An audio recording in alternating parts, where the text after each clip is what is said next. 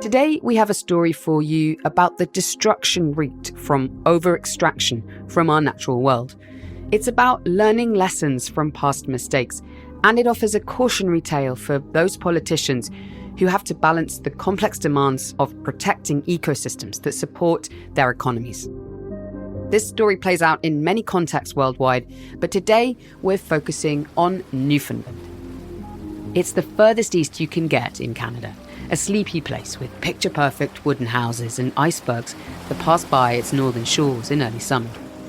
For generations, cod fishing was a way of life on this island, which is perched out in the North Atlantic near the Grand Banks, some of the most prolific fishing waters in the world. But then in the early 1990s, the stocks of cod in the waters around Newfoundland suddenly fell off a cliff. In a decision that rocked maritime Canada, the federal government imposed a moratorium on cod fishing. The news was expected, but that didn't make it any less devastating. I'm making a decision based on the desire to ensure that the northern cod survives as a species.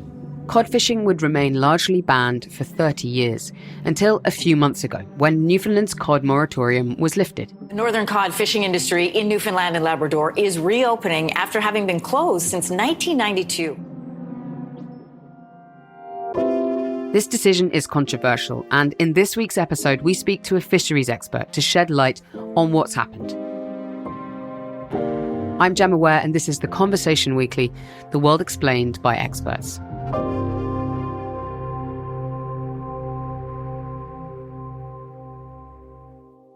Hi, Harris. Hello. Hello. Good morning. Well, good afternoon, I should say. Yeah, good afternoon for me. Good morning for you. So, Harris, you're the environment and energy editor at The Conversation in Canada. Mm-hmm. And one of the big stories that's come across your desk in recent months is about fishing. And this news that cod fishing in the province of Newfoundland and Labrador is back after a more than 30-year ban. How big a story has this been in Canada? Oh, it's been huge. It's a huge part of the politics of Atlantic Canada with important connotations for federal politics within Canada. And there have been some people who are saying that this was, the right thing to do, and that the time has come and the population had bounced back enough. But then there are others that have been saying that this is, putting the cart before the horse, so to speak. We don't entirely know if the population has bounced back, and this may be more political than we think. But ultimately, it's been very much talked about. And so why is this such a big story? What does the history of the cod moratorium represent, both politically and environmentally in Canada? There's about a 500-year history of fishing in Newfoundland and Atlantic Canada. It's a huge part of the economy, and quite frankly, also kind of the identity and culture within Atlantic Canada, specifically Newfoundland, specifically with the cod. So just to give you a bit of backstory, Newfoundland joined Canada in 1948. Before that, it was Britain's oldest colony, rejected joining Canada in late 1800s, period of home rule, dominion status, that sort of thing. And then there was a referendum in 1948, at which point Newfoundland joined Canada. There were many factors, but one of them was, kind of the economic security that would come with joining Canada. And then just over 40 years later, Ottawa issued a moratorium on basically taking part in the province's main economic activity. So any decision from Ottawa, from the federal government about fishing is going to be a motive because of that history? Oh, completely, yeah. And Canada is one of the least federalized countries in the world. The amount of power that provinces have is really quite remarkable, even by U.S. standards. So any attempt at kind of this major federal oversight is always going to have a significant pushback, and especially in a province which is relatively new member to Canada. And when the moratorium was lifted a couple of months ago, you were looking around for somebody to help explain the context of this, and you found someone who knows a lot about it, Tyler Eddy. Tell us about Tyler. Yeah, so, obviously this is a big deal. We were looking to cover it, and I came across a researcher out in Newfoundland, who works for Memorial University of Newfoundland, named Tyler Eddy, and he really is one of the scientists that's been involved in these ongoing studies, assessing population stocks, and was involved in some of the discussions that ended up leading to the moratorium. So a few better people to discuss this issue with than him. Absolutely, and we did. We reached out to him. So thanks very much, Harris, for coming on and giving us that context. Well, thank you so much. Pleasure speaking with you.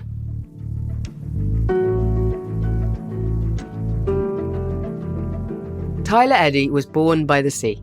My grandfather was a lobster fisherman, and I grew up in a rural fishing community of Lunenburg, Nova Scotia, which is actually a fishing port that used to fish on the Grand Banks of Newfoundland historically. So there is kind of a Newfoundland connection. But as everyone here will remind me, I'm a mainlander. When he arrived a few years ago in Newfoundland to take up a research position at Memorial University, Tyler was surprised how interested everybody was in his work. One of the first things you'll notice if you're a fisheries scientist is that you're not relegated to conversations about fish in the university. You know, it's everywhere that you go, whether it's the pub or the grocery store or the coffee shop. As soon as you mention that you study fisheries and fish, there's lots of conversations that ensue. So everyone here has a story about their family who fishes, or they fish personally, and ideas about how, the government is running the fishery, or the impact of offshore draggers versus the inshore fleet. So it's really baked into the culture here. Tyler remembers when the stocks of cod in the North Atlantic began to plummet. In Nova Scotia, we had a similar kind of phenomenon where it wasn't just the groundfish of Newfoundland that collapsed during that period of the 90s. All of Atlantic Canada had cod stocks that collapsed. So this was a common thread beyond Newfoundland and Labrador. But the Grand Banks and the northern cod fishery definitely are the most iconic cod fisheries. So those are the ones that gained the most attention. And those are the ones that had the most dramatic collapses of, more than 99.9% of the original biomass collapsing. What were the different factors that led to the decline? Well, overfishing is the biggest factor. The 60s was a period of record catches of Atlantic cod in the region. There was hundreds of thousands of tons that were being removed on an annual basis. There was lots of offshore draggers from different countries that were fishing on the Grand Banks and within the Newfoundland waters. And basically, there was a huge amount of exploitation that was happening. And so when they started to put the brakes on the fishing, it was already too late in terms of the population had been already reduced to a low level.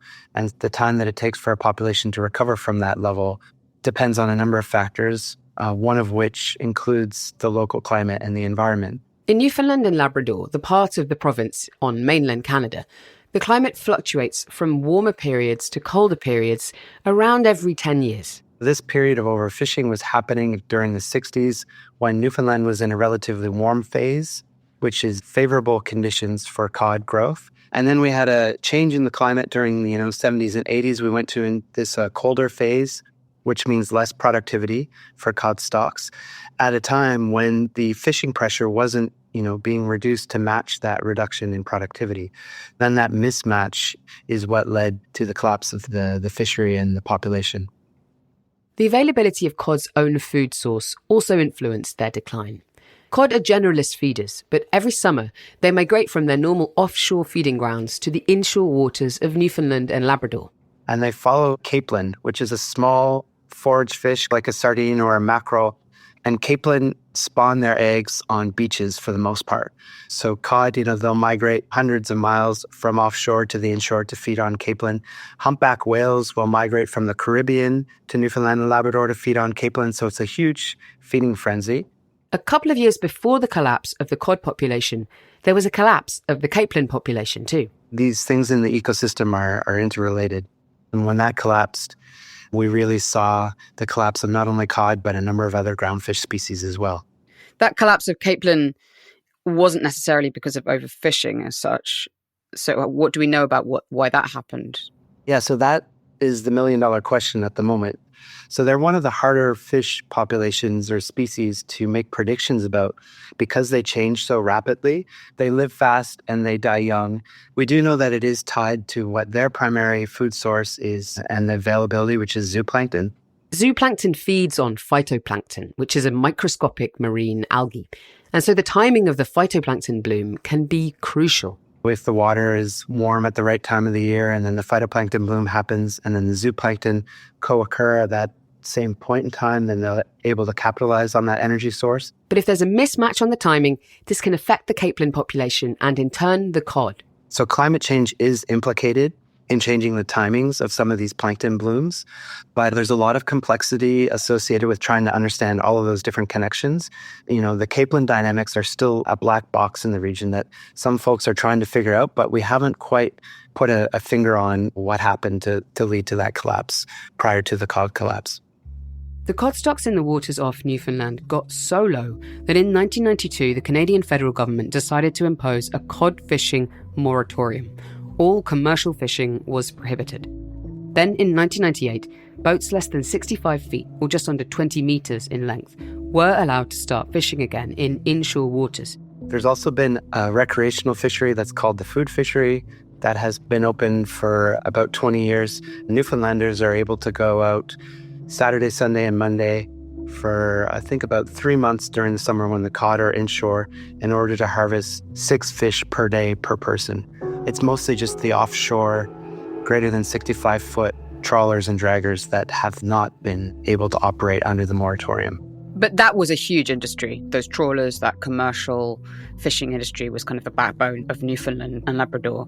Generally, what impact did it have? So when the moratorium was put in place, there was more than 30,000 Newfoundlanders and Labradorians that were put out of work overnight. 32 years ago, when overfishing had caused northern cod stocks to all but vanish, this triggered the single largest layoff in Canadian history. So it had a huge impact on the fishing industry. And then there's obviously the fish processing plants that are associated with all those catches as well.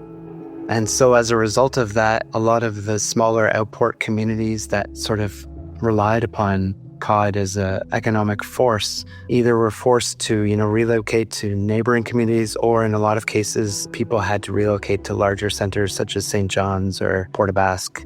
Yeah, so it really had an impact on the social fabric of the province as well as the economic situation at the time. Newfoundlanders thought that the moratorium would be in place for, say, 5 or 10 years, and that it would be enough to help the fish stocks recover. One of the big surprises of the moratorium was that we stopped fishing and the fish didn't come back. Every year, the federal agency which manages fishing, Fisheries and Oceans Canada, also known as the DFO, organises a survey of the fish stocks out on the Grand Banks and the Newfoundland and Labrador shelf. A group of fisheries scientists then use this to publish an annual assessment of the stocks. And for nearly 30 years, the cod levels remained static. We had a little bit of an uptake in 2016. And so then there were some people who started to speculate, okay, maybe this is the start of the recovery. And this also coincided with a year where we saw a bump in the capelin population. So again, this is additional evidence that recovery of cod is closely tied to the recovery of capelin. The uptick in capelin didn't last, though. And while the cod stocks increased to a greater level than they had been, they've plateaued since 2016. It's been called a stalled recovery. And so it's sort of been at this higher than it had been, not the complete recovery compared to the pre-collapse era. We're in the ballpark of about 350,000 metric tons. In the 60s, the stock was estimated at being, 1.5 million metric tons. So we're 20% or less of what we were historically.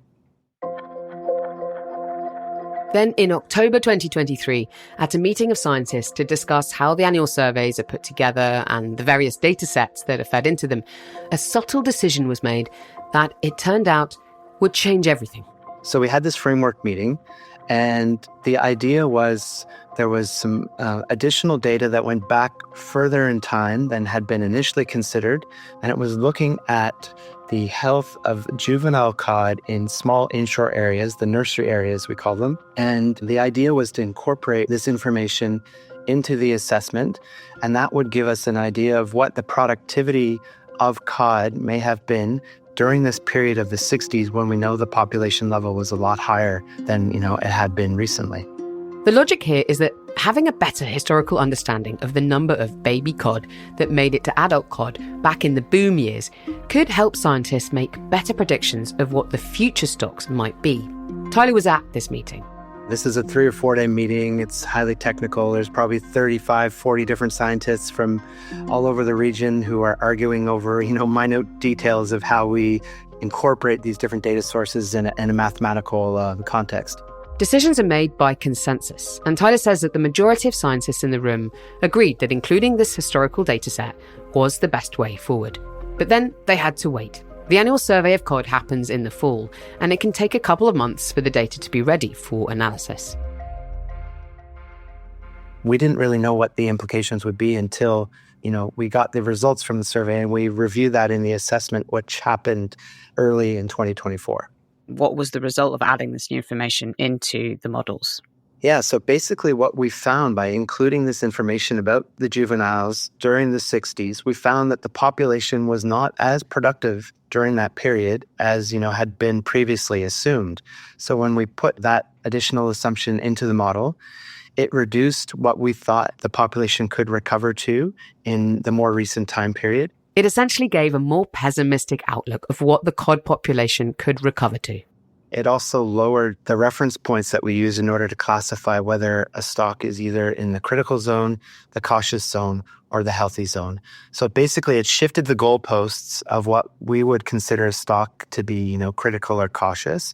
And as a result of that, even though the population size had remained relatively similar, our new categorization of the stock was that it was no longer in the critical zone and it was in the cautious zone. It would be as if a car was doing 80k an hour and the speed limit used to be 60, so it was over the speed limit, and now the speed limit is changing to 80, so the car is actually doing within the speed limit. So the car hasn't changed speed at all. It's just the reference point has changed. What happened next is contentious. There was another meeting at which 30 to 40 scientists gathered to decide what recommendations should be made to the federal government, which ultimately decides how much cod is allowed to be fished and by who. The science advice was that the fisheries removals should continue to remain at low levels in order to prevent the stock from going back into the critical zone and to promote the stock to recover to the healthy zone. So then the government saw this report. What did it decide to do? Yeah, so basically the moratorium was lifted 32 years later. The federal government is reopening the province's cod fishery that was shut down to commercial fishing 32 years ago. The announcement this morning is going to allow a small increase in commercial fishing activity compared to the very strict limits that have been in place for decades now. And there was 6 members of parliament who all made a public statement when this press release came out, being in support of the end of the cod moratorium, saying that this was a win for Newfoundland and Labrador. Not only is this a release from the minister responsible for fisheries, but the other 2 cabinet ministers representing Newfoundland and Labrador are quoted here, plus all 4 other federal Liberal MPs from the province. The quota was increased by about 6,000 tons, so about 20% from what it had been previously.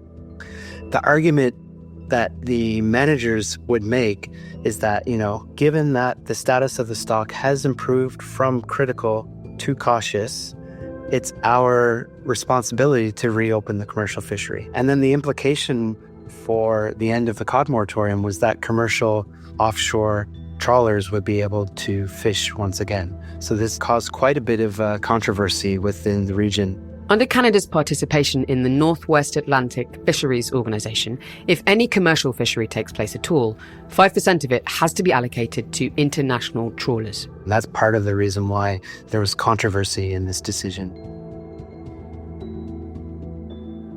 The total allowable catch, as the quota is called, was increased in June from 13,000 to 18,000 metric tonnes. Now, that's a lot less than the 240,000 metric tonnes allowed in the heydays of the 1970s and 80s. But the decision to increase the total allowable catch and to allow trawlers over 65 feet back to harvest cod has angered those inshore harvesters who continued to fish cod in smaller vessels throughout the moratorium. They've said that they've helped promote this recovery by not taking too much. And so they say now that all this hard work that we've done over the past 32 years, and in a lot of cases not catching what they would have caught historically, and they're saying, it's going to be lost now that these offshore draggers that caused the problem in the first place are being allowed to fish once again. What about you as a scientist who was involved in all of the lead up to that assessment? How do you view the decision? Well, it was obviously a political decision. And so I try not to weigh too much into those discussions, but they thought it would be a political win. But I think they made a miscalculation there, and they didn't read the room in terms of what a lot of the fishermen in the region are feeling about that cod fishery. I guess the other thing from a science perspective, one of the recommendations that we did note in the assessment was even though we are in the cautious zone, we're just barely in the cautious zone. It's not as though we're well on our way to a healthy stock. We've just barely crossed this threshold. And there's actually a probability that we could still be within the critical zone. And if we look at the projections for the next 3 years, there's a 2/3 to 3/4 chance that we're going to end up back in the critical zone. So given that from a scientific perspective, you wouldn't increase fisheries catches in that situation if you wanted to promote a stock recovery. And so that was the advice that the scientists provided. And then, the political considerations won over that advice. And that's, what led to the reopening of the commercial fishery. In fact, it's since emerged that the government went against recommendations from its own officials. In September, a memo was leaked outlining the 3 options put to politicians. One was to keep the inshore fishery as it is without increasing the total allowable catch. The second was to increase the catch by about 2,000 metric tons, but only for inshore harvesters. Or the third option, which would be to increase by 5,000 metric tons and reopen the fishery to the offshore commercial fishers. However, this would not be supported by science, and this would lead to the greatest chance of stock decline. And it was obviously the third option that was not recommended by science that the minister chose. So I think a lot of people are criticizing the federal government for not following science advice in making their fisheries management decisions, which was one of the original conclusions from the collapse back in 1992, that the science was saying that we're fishing too much, there's not enough fish out there, and they continued to have the quotas at a high level until it was too late. So really, people are saying this is history repeating itself all over again, and that we haven't learned lessons from these grave mistakes that have been made in the past. The Fish, Food and Allied Workers Union in Canada is pursuing a judicial review of the decision to lift the moratorium, and it will be heard in early 2025. The union also sought an injunction against the reopening of commercial cod fishing to offshore trawlers, but this injunction request was rejected in October. Part of the reason the judge gave was that inshore fishers had already harvested nearly 98% of their increased total allowable catch for 2024, so they hadn't demonstrated that the 1,000 metric tons allocated to offshore trawlers would cause them irreparable harm. The conversation approached Fisheries and Oceans Canada for a statement. A spokesperson said the department makes fishery decisions informed by the best available science and a range of other factors, including socio-economic considerations. They wouldn't give any further comment, given that the judicial review application remains before the courts. So now, everybody waits. The latest survey of the fish stocks is happening this fall and will feed into the next annual assessment by scientists. Sometime in early 2025, we should have an idea of whether or not the cod is still in the cautious zone or if we've slipped back into the critical zone. And lots of people had said that if it goes back into the critical zone, that doesn't look great for the Minister of Fisheries who made this decision. You don't want to be the person who made the decision that led to the collapse or the decline of a stock, especially this one where there's so much history tied up with it.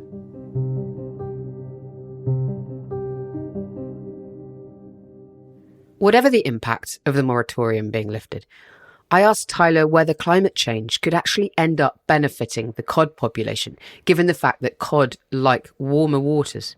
Yeah, so that's an interesting question. And I have a PhD student, Raquel Ruiz-Diaz, who we're publishing a paper at the moment that's asking that exact question. And the answer is yes, warming waters are beneficial for cod. So climate change is actually expected to improve cod populations in the future.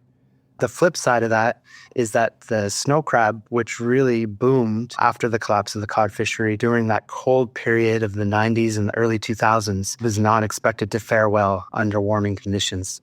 We have this trade-off of warmer affiliated species and colder affiliated species. And so, yeah, cod expected to be a winner and snow crab expected to be a loser in the future of Newfoundland and Labrador fisheries. Thank you so much, Tyler. It's been really great speaking with you. All right. I hope that was useful. You can read more about the decision to lift Newfoundland's cod moratorium on The Conversation, and we'll put a link in our show notes to where you can do that. If you're interested in more ways that climate change is affecting our world right now and the decisions our politicians are grappling with, follow The Conversation's coverage of the COP29 climate summit happening in Baku, Azerbaijan. We'll put a link in our show notes to where you can read that too. This episode was written and produced by me, Gemma Ware, with production assistance from Katie Flood and Mend Marawani. Sound design was by Michelle Macklem, and our theme music is by Nita Saal. Stephen Kahn is our global executive editor. You can connect with us on Instagram at theconversation.com or email us directly at podcast@theconversation.com. You can sign up for The Conversation's free daily newsletter by clicking on the link in our show notes too. The Conversation is a non-profit news organisation dedicated to sharing the work of academic experts with a wider audience. If you like what we do, please support us at donate.theconversation.com and please rate and review the podcast wherever you follow us. Thanks for listening.